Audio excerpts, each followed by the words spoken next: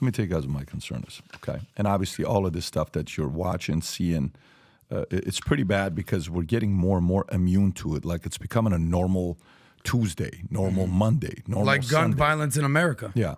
So if you look at this, here's what you'll see. Erdogan threatens to declare war on Israel and send military to Gaza in chilling warning, okay? Recap, Erdogan delivered a speech, if you can pull this up, to a rally in which he told attendees Israel was responsible for war crimes and framed Hamas as freedom fighters. Obviously, we know Hamas is not freedom fighters. In comments that have prompted Israeli outcry and led the country to withdraw its diplomatic presence, President Erdogan suggested assault on Gaza constitute a massacre. Erdogan reportedly said, from now on, we will continue on our path with the motto that we may suddenly knock on your door one night. He said, in the past, they were massacring the Jewish people in the gas chambers, and they were indeed wiping out whole regions with bombs. Then he added, a similar mentality is being shown in Gaza today. Okay? All right. So Erdogan, he's talking about a massacre. That's exactly what he was okay with Azerbaijan doing to Armenia. He wasn't saying anything. No moral authority to talk about genocide. You want to talk about a guy that doesn't have, exactly. Mm-hmm. He said, let me not remind Armenians of what we did to you many years ago that can happen again. This is He said that? Oh, yeah. This guy's a straight-up gangster, is what Erdogan is. He's a straight-up gangster. This guy's not a lightweight. He's a true believer, and he's one that you know. At the same time, Turkey's military, strong military. If you type in one of the strongest militaries in the Middle East, type in strongest military in the Middle East. Strongest military in the Middle East, yeah. Okay, so see what comes up. 10 strongest military. Go to that one. I think he's top. He may even be number one, but he's top 3 for sure. He's top 3. Wow. 10 is UAE. Okay, keep going, which doesn't say much. Then is Iraq. Keep going. Then it's Morocco. Keep going. Syria. Then it's Syria. Keep going. Algeria. Keep going. Saudi 5th. Iran 4th. Wow. Israel 3rd. Egypt. Guess who's left? Wow, Turkey. Number 1. Are you serious? They have the strongest military in the Middle East. Ground and air. And by the way, those are our planes, weapons, and everything. I know. That are in Turkey and Israel. So he is sitting there saying, you want to do something? Okay, so look at that number right there. You see 355,800? That's 2017. Hamas is 40K. Hezbollah is 150K. Israel, I think, is 300,000 if they get their reserve. This is active personnel. Active. They got 355. Israel doesn't have 355 active, okay? So this is not, if you wake these guys up, so now watch this. Let's say Turkey gets involved. Say Iran gets involved. Say Israel's obviously involved. Hamas is obviously involved. Iran gets involved. Hezbollah is definitely involved. And then next thing you know, Saudi's got to get involved.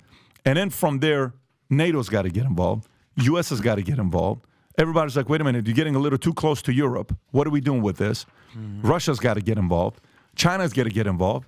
In no time, this is World War III. And this is one of the reasons why I asked the question yesterday of the governor. There's 3 things, very basic number. World War I, 19 million people died, 19 million casualties. World War II, 60 million casualties. If we follow that trend, World War III will be 200 million casualties. The entire thing is about finding a way to calm people's nerves down. Get people to say, guys, relax. Guys, let's figure this thing out. But unfortunately, left, right, center, the buyer's remorse community doesn't believe in their president. People who didn't vote for him, they already don't believe in him. But people who did vote for him are having buyer's remorse, a big percentage of them. They don't see him as somebody that's intimidating. They don't see him as somebody that's going to go out there and have the conversation with them. That visual we saw on the plane, on the Air Force One, when Blinken is behind him, is like, oh my God, don't say anything, don't say anything. Take your cameras off, and his chin looked a little bit weird. Everybody thought it was somebody else that was talking. It's like, that can't be him. That's got to be somebody else. Moral of the story, even though with all this stuff is going on, this is when you value somebody that knows how to bring the temperature down. Biden doesn't have the ability to bring the temperature down. You know, when you first start hiring people and you're running a company, you know how you look at somebody as a employee, you're like, oh, I like him, he's going to be great. Second time you hire, like, dude, that did not work out, okay? Third time you hire. By the time you're hiring people, you're 50, 100, 200, 500,000. We've hired, 1,000 employees or 15. On the insurance side, I've 45,000 insurance agents. Imagine how many people we've hired over the years. You know what you start realizing? You start realizing what qualities matter the most. Yesterday, we were having a leadership meeting, my Monday morning CEO meeting that I do. And one girl, I say, hey, the one guy that works there, he seems like he's always happy. We need more positive people here because there's nothing worse than having negative people in the office that always are petty. It's not fair. It's not this. It's not that. Oh, my gosh. You realize the value. Even Elon Musk in his book talks about that talent is great. Everything is great, but nothing is above a positive attitude. A great attitude, you can teach them skills. You can teach them how to do things. You can't teach them that stuff. Where am I going with this? The American voter has to get better at picking the employee that is doing the job for us. And one of the things you have to judge the person you hire is, can they lower the temperature to prevent a World War III? You don't prevent a World War III by going out there and killing people. You prevent a World War III by everybody knowing if you do cross the line, it's going to be horrible. Like, you know what Trump said a couple of days ago? If 1 ounce of blood, what did he say a couple of days ago? If they drop 1 ounce of American blood, I'm going after gallons from you. Right. Spill a drop of ours, I'll spill a gallon of yours. Yeah. Oh, gangster. But you know what? America needs that. America needs that. America needs somebody like that right now. So we can have this debate back and forth, back and forth, back and forth. What is going to prevent World War III is probably the most beneficial thing for everybody. That's probably going to be the most beneficial thing for everybody. We absolutely need strong leadership. And I'll paint the picture for you a little worse. Remember, there's the NATO clause that says if you attack one, all will defend. Yep. And that was why Russia did not want an official joining of NATO by Ukraine, because it means everybody's there, which was a Southern European country, controversial at the time, that joined NATO in 1952. Turkey. Turkey's been a member of NATO since 1952. So if Turkey... And by the way, he just said a couple months ago that they may step away from being a member of NATO. I don't know if you saw that. And by the way, they're stepping away with NATO arms and NATO training and American arms that have been provided to the NATO countries. We don't give them all the tricks. We don't give them the warplanes with everything, but they've got very serious armaments. And so a Turkey saying, okay, I'm doing this, I'm in.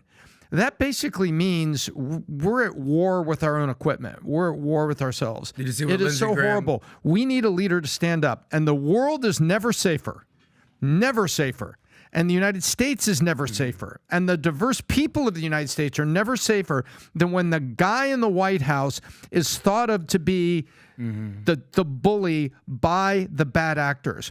When Reagan was inaugurated, moments after he was inaugurated, it was hours later, Iran had a deal. Hey, we figured out how we can get the hostages back. Here we go. Here's your boarding pass. Remember that? When the rest of the world says that the American leader is nuts, when you've got Al-Qaeda says Reagan's nuts, when you have the Eastern European despots at the time saying that the American leader is nuts, the world is safe. And when people were saying that Trump was nuts, and I know he wasn't nuts, he's not nuts. He was out there standing for freedom, standing for the U.S., but guess what? The rest of the world was a little nervous around him. And you know what? That is not a bad thing when the bad guys become nervous. And no wars under Trump. You're exactly right. And it takes a statesman who the rest of the world thinks is not a patsy or a pushover. This guy's got no credibility, Erdogan. Okay? He's an absolute hypocrite. Okay? The Armenian genocide, 1919. Yep. Okay? What's going on? 1915. What's going on in Azerbaijan today? Lindsey Graham calls them Turkey, the squad of NATO. You can't trust these guys right here. So it's disappointing. It's destabilizing for NATO with this guy Erdogan. But, he calls it war crimes. His muscle's real. You don't think he's done war crimes? You don't think he's what's going on? So, be careful who you're getting your advice from is all I'm saying. No, it's not about be careful who you're getting your advice from. This is we're on the same page. This is war crime on steroids that this guy's got. Yep. Yeah. But let me tell you, he's got blood on his hand. And to me, this isn't about positive energy preventing a war. This, FYI, folks, If you're wondering where I stand with if we're already in it or not, we're in it. I already said it's over. It's in happening. it. Yeah. I mean, the way my strategy, what I said is to not have a person like Biden as your president. Yep. That's my strategy. My strategy is from day one. It's too late. The moment somebody knows they can't fear you, it's over. It's a wrap. That took a second. The way Afghanistan, we left, and then from there. This was happening under Biden's watch. Of course it is. This, Russia, Ukraine, and Afghanistan happened under his watch. Look at the scoreboard, y'all. Buyer's remorse. Yep. I got it. I have it. Buyer's remorse at the highest level. So if you like this clip and you want to watch another one, click right here. And if you want to watch the entire podcast, click right here.